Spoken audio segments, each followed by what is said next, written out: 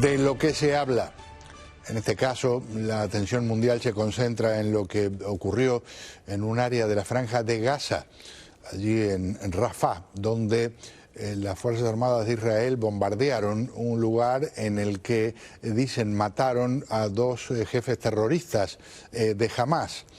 También fallecieron decenas de personas y por eso más temprano tuve la oportunidad de conversar con un portavoz de las Fuerzas Armadas de Israel. Contacto en Israel, le digo bienvenido al mayor de la reserva de las Fuerzas Armadas israelíes, Ronnie Kaplan. Caballero, gracias por acompañarme. Pedro, gracias por tenerme en tu programa. Sé que todos los días son difíciles en una guerra y siempre trato de poner en perspectiva a los televidentes. Nada de esto estaría ocurriendo si el 7 de octubre del año pasado no hubiera existido un brutal, salvaje ataque terrorista contra un Israel que en muchos casos le daba de comer a los que mordieron su mano en aquella jornada fatídica. Dicho esto, una de las tragedias de la guerra. Se busca eliminar a dos terroristas importantes y desgraciadamente el daño colateral termina siendo horrible. ¿Qué me puede decir de lo que pasó en ese episodio en Rafah?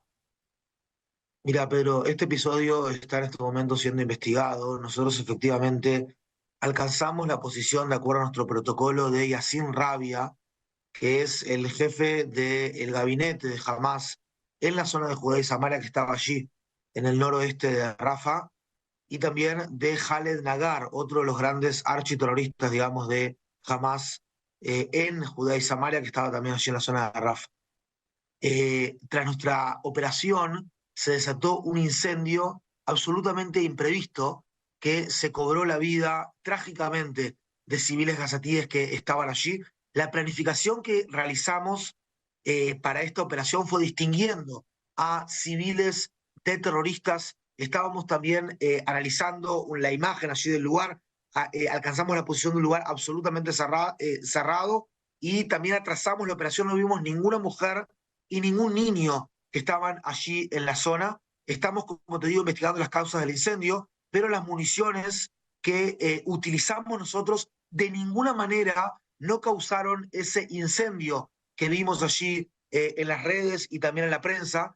Es muy probable que estas explosiones hayan sido explosiones secundarias, porque quizás o probablemente jamás tenía allí un centro de municiones del mismo Hamás, que cuando nosotros operamos no sabíamos que estaba el centro de municiones allí, y es muy probable que haya vuelto que haya explotado allí como una explosión secundaria, lo que se verifica también cuando interceptamos varias llamadas telefónicas allí, Pedro, en la zona. En ese momento dicen los mismos personas civiles en Gaza que parece ser que explotaron las propias municiones del mismo Hamás. Nosotros lanzamos bombas de 17 kilogramos, son las bombas más pequeñas que pueden llevar nuestros aviones, y la realidad es que también en los videos que vemos en las redes sociales, en este momento, de gente civil allí en Gaza, se ven parte de esas explosiones secundarias. Si bien, te vuelvo a repetir, cuando tengamos una respuesta fehaciente,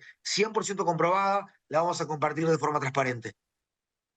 Cuando hablamos de estas bombas, hay una expresión en español, una bomba errante. ¿Qué tipo de explosivo era? ¿Tenía capacidad, inteligencia, como se dice ahora, o era una bomba de las llamadas tontas, como se traduce malamente del inglés?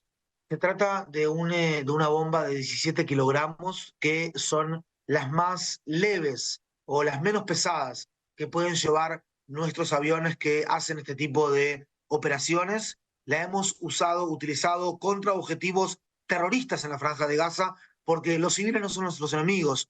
Nuestro enemigo aquí es el Hamás, y ha funcionado de una forma muy, muy exacta, generando prácticamente un daño colateral prácticamente nulo. Y la realidad, vuelvo a repetir aquí, es que estamos investigando, porque no cabe la menor duda que no fueron nuestras bombas las que generaron este incendio y la trágica muerte de la población civil en Gaza, esta tragedia que, repito, no fue nuestra intención bajo ningún concepto, y el hecho de que no sea nuestra intención no disminuye la tragedia. lamentamos profundamente la muerte de cada civil gazatí durante esta guerra, pero estamos luchando en este momento en Rafah porque hay secuestrados nuestros dentro de Rafah.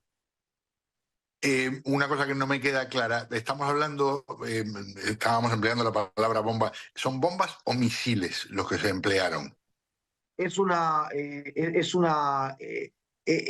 bomba es, digamos, la cabeza del misil y básicamente el misil o sea, es lo que la lleva allí hasta ese punto. Es importante también, Pedro, decir que esa operación fue 1,7 kilómetros al sur de lo que es el área humanitaria del Mawasi, área que definimos y que le solicitamos a la población civil en Rafah que se mueve hacia allí. Una enorme mayoría de la población civil se ha movido también allí a la zona del Mawasi, y a diferencia de lo que se está diciendo en la prensa, que es simplemente una mentira, nosotros alcanzamos una posición que está fuera de ese área que definimos como un área humanitaria, y no había ningún tipo de locaciones, digamos, civiles al lado de este edificio o predio cerrado que nosotros alcanzamos justamente para alcanzar la posición de estos dos terroristas, architerroristas de Hamas. Hubo fuentes que inicialmente, alguna fuente considerada seria de la inteligencia estadounidense, que mencionó que posiblemente esquirlas de los proyectiles o del escombro levantado por la explosión podrían haber perforado un tanque de combustible cercano. ¿Eso está descartado? La realidad es que la investigación en este momento, Pedro, se está llevando adelante. Vamos a presentar el total de las conclusiones que tengamos y lecciones aprendidas de forma absolutamente transparente. No me llamaría la atención que jamás efectivamente tenga municiones y tenga depósitos de armas y de cohetes aquí, en esta zona, en una zona cercana allí a la población civil, pero básicamente la situación es que desde esa zona, de la zona donde nosotros alcanzamos posiciones allí de todos terroristas, o sea, nosotros sabemos que de ahí fueron lanzados también cohetes, de ahí fueron lanzados todo tipo de ataques hacia Israel desde el día 7 de octubre, incluido el día 7 de octubre. Capítulo de lo que está pasando en estas últimas horas, se han visto tanques israelíes en una zona que se define como ya central de Rafah. ¿Es correcto eso? ¿Puedes corroborar eso? Mira, pero nosotros estamos haciendo en este momento operaciones que son precisas en la zona de Rafah. Son operaciones contra terroristas. Hemos alcanzado ya a más de 100 terroristas en la zona de Rafah, y ayer y hoy, por un ejemplo, prácticamente casi todos los días, estamos encontrando túneles, estamos encontrando depósitos de cohetes. Fíjate que el otro día, hace en realidad unas 72 horas, también cuando nuestros soldados se acercaban a fuerzas de Hamas allí, Hamas lanza 8 cohetes hacia la zona de Gush Dan, la zona de Tel Aviv alrededores, que es la más demográficamente poblada de Israel, y nosotros vamos a seguir haciendo lo que sea necesario para devolver a todos y cada uno de nuestros secuestrados. Sabemos que hay secuestrados en Rafah, sabemos que hay líderes de Hamas en Rafah, y seguimos adelante con con nuestros objetivos en esta guerra. Repito, aún las operaciones en Rafah son operaciones precisas.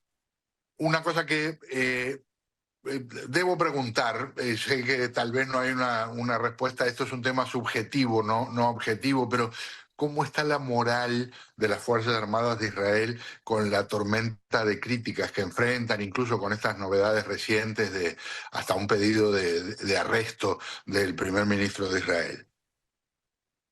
Ante todo, somos conscientes de la crítica existente, pero nosotros sabemos por sobre todas las cosas que no estamos luchando acá solamente por nuestras familias, por nuestra ciudadanía o por nuestro país, sino que somos la trinchera de Occidente. Esta no es una guerra solamente entre Hamas e Israel, entre Israel y Hamas, es una guerra entre el mundo libre representado por Israel y el radicalismo islámico representado no solamente por el Hamas, sino también por Hezbollah y por otros frentes que están en este momento atacando a Israel.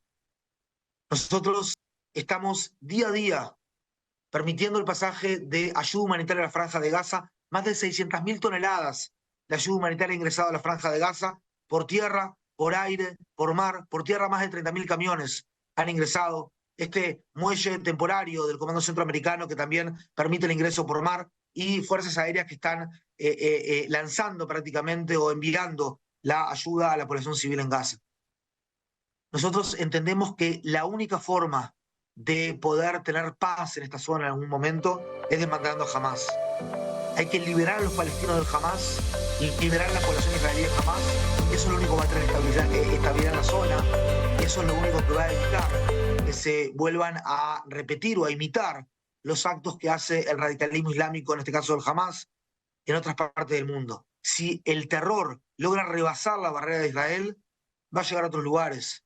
Muy rápido, ya ha llegado, pero va a llegar de una forma mucho más masiva. La pregunta acá, Pedro, es si ganar al terror va a significar, repito, cada muerte civil se lamenta profundamente, pero si acaso ganar al terror va a significar esta cantidad de muertes que tenemos ahora, o va a significar millones de muertes. Nosotros hacemos todo lo que está en nuestras posibilidades y si analizás con datos concretos la cantidad de víctimas civiles que hay en la franja de Gaza como porcentaje del total de víctimas, y repito, se lamenta profundamente este tipo de víctimas, la realidad es que es el menor porcentaje en la historia de los conflictos armados urbanos en el siglo XX y el siglo XXI. Señor, mil gracias. Sé que son jornadas extraordinariamente complejas. Valoro mucho que haga tiempo para estar en nuestro programa. Muchas gracias, Ronnie. A tu disposición, Pedro. El mayor Ronnie Kaplan de las Fuerzas Armadas de Israel, conversando con nosotros. Por cierto, un detallecito que habíamos hablado, lo que decía Ronnie sobre ese muelle. Ahora están tratando de repararlo porque las fuerzas estadounidenses se encontraron con el espanto de que se partió un área de ese muelle. Pero bueno, vamos a una pausa, seguimos en nuestro programa. Mil gracias nuevamente, Mayor.